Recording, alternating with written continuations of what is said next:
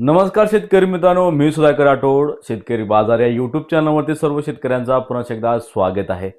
शेतकरी मित्रांनो, आजचा विषय खूप गंभीर आहे. कारण की जेव्हा जेव्हा कांदा बाजारभाव वाढतो तेव्हा तेव्हा केंद्र सरकार काही ना काही हस्तक्षेप करून कांदा बाजारभाव पाडण्याचा प्रयत्न वारंवार आणि दरवर्षी केला जातोय. आणि हाच आता नवीन प्रकार उघडकीस आलेला आहे. मागच्या वर्षी मागील 2 ते 3 वर्षापासून जो काही केंद्र सरकारचं षडयंत्र आहे परत एकदा उघडकीस आलेला आहे.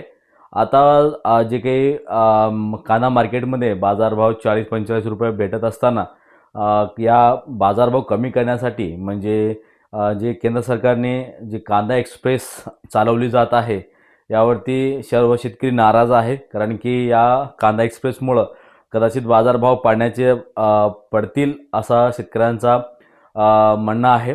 तर या व्हिडिओमध्ये आपण जाणून घेऊया की कांदा एक्सप्रेसमुळे कांदा बाजारावर परिणाम होतो का नाही आणि नेमका कोणकोणत्या राज्यामध्ये आणि कुठे कांदा घेऊन जातोय आणि नेमका बफर स्टॉक किती आहे या संदर्भात हा व्हिडिओ असणार आहे. तर व्हिडिओ शेवटपर्यंत बघा, व्हिडिओला अजिबात स्किप करू नका. तर शेतकरी मित्रांनो, यावर्षी नाफेड जे काही टार्गेट ठेवलेलं होतं जवळजवळ 2 लाख मेट्रिक टन, परंतु जे मार्केटमधला जो काही कांद्याचा रेट होता त्यामध्ये आणि नाफेडच्या रेटमध्ये खूप तफावत होती. जवळजवळ 800-900 म्हणजे जवळ 1000 रुपयाच्या तफावतमुळं जे काही शेतकरी आहे ते नाफेड यांना म्हणजे न विकता नाफेडला न विकता डायरेक्टली मार्केटमध्ये विकले. त्यामुळे शेतकऱ्यांना त्याचा फायदा झाला. परंतु जे काही नाफेडला जे काही टार्गेट अचीव करायचं होतं जवळजवळ 2 लाख मेट्रिक टन ते यावर्षी त्यांना कंप्लीट करता आलं नाही. त्यांनी जवळजवळ 1,20,000 मेट्रिक टनांची खरेदी केली आणि मध्यंतरी अशी बातमी आली होती जवळजवळ 20 ते 30 हजार मेट्रिक टन कांदा जो आहे सडला आहे. परंतु नाफेडने जे कांदा खरेदी केलेले होते ते जवळजवळ गोल्टी मीडियम साईजचे कांदा होता. म्हणजे सुपर कांदा म्हणजे काही मोठ्या साईजचा कांदा तो खरेदी केला नव्हता. आणि त्यामुळे आता जे काही केंद्र सरकारने कांदा एक्सप्रेस चालवली जात आहे ती कोणत्या वळणावर आहे ते आपण जाणून घेऊया. आता सध्या नाशिकमध्ये कांदा एक्सप्रेस येऊन थांबलेली आहे आणि तिथून कांदा म्हणजे भरून जसे की केंद्रामध्ये पाठवलं जाणार आहे. जसे की दिल्ली, गुवाहाटी आणि परत तमिळनाडू, चेन्नई या भागात जिथे जिथे मोठ्या प्रमाणात कांद्याची मागणी आणि बाजारभाव वाढलेले आहेत त्या ठिकाणी कांदा घेऊन जाणार आहे.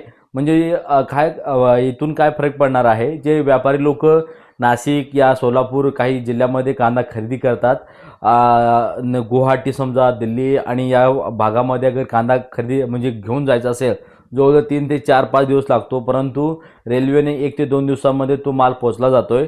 आणि त्यांनी कमीत कमी जे काही बाजार ठेवलेला आहे ते 35 रुपये ठेवलेला आहे. त्यामुळे जे काही बाजारभावावर आहे काही दिवसासाठी दबाव येण्याची शक्यता वर्तवली जात आहे. नेमकी परिस्थिती अशी आहे की शेतकरी मित्रांनो, सध्या कांद्याचे जे काही दर आहे ते चांगले आहेत, परंतु आवक मात्र परत एकदा घटलेली आहेत. या आवकमुळे निश्चित बाजारभाव वाढण्याची शक्यता होती. त्यामुळे सर्व शेतकरी खुश होते. अचानक या गोष्टीवरती सगळ्यांचं लक्ष वेधले गेले आणि त्यामुळे परत एकदा मार्केटवरती दबाव आणण्याचा प्रयत्न केंद्र सरकार वारंवार केला जात आहे. तर शेतकरी मित्रांनो, तुम्हाला महत्त्वाची एक गोष्ट सांगायची आहे की जी काही नाफेडने जे काही कांदा खरेदी केलेला होता ते 1700, 1800, 2000, 2200 रुपयापर्यंत कांदा त्या रेटमध्ये कांदा खरेदी केलेला होता. परंतु तो विक्री करतोय जवळजवळ 3500 रुपये, 4000 रुपयापर्यंत विक्री करण्याचे ते सांगितले जात आहे. म्हणजे एकंदरीत सरकार आपल्या शेतकऱ्यांकडनं जे काही कांदा खरेदी करून ते मुनाफ्यामध्ये विकत आहेत. एक प्रकारे शेतकऱ्यावरतीच वारंवार जे सरकार आहे ते गदा देत आहे. हे वारंवार निश्चित म्हणजे एक प्रकारे उघडकीस येतोय. शेतकरी मित्रांनो, महत्त्वाचं म्हणजे यावर्षी जे काही नवीन कांदा आहे उशिरा येणार आहे आणि जे आता सध्या साऊथमध्ये नवीन कांदा आहे त्याची तुटवडा मोठ्या प्रमाणात आहे. दरवर्षीच्या तुलनेने यावर्षी उत्पादन कमी आहे.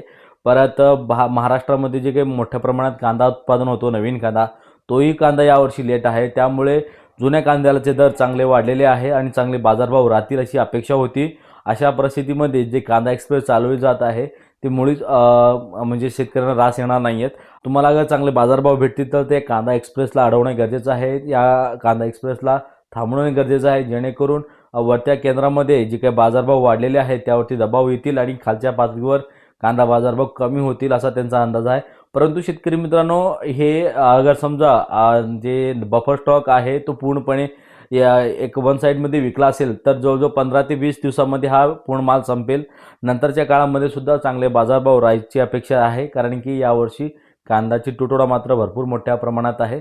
त्यामुळं बाकी शेतकऱ्यांना घाबरून जायची काही गरज नाही आहे आणि जे काही उर्वरित शेतकरी कांदा ठेवलेले आहेत त्यांना पुढील येणाऱ्या काळामध्ये चांगले बाजारभाव भेटतील. परंतु ज्या दिवशी जो केंद्र सरकार मार्केटमध्ये माल विकेल त्या दिवशी काही दिवसासाठी तरी कांद्यावरती दबाव येण्याची शक्यता वर्तवली जात आहे. शेतकरी मित्रांनो, तुम्हाला हा व्हिडिओ योग्य वाटला असेल आणि तुम्हाला फायदेशीर वाटला असेल तर नक्की चॅनलला सबस्क्राईब करून घ्या आणि बेल आयकॉन दाबायला विसरू नका. तर भेटूया अशाच कांदाविषयक अपडेटसाठी आपल्या चॅनलवरती. तोपर्यंत धन्यवाद.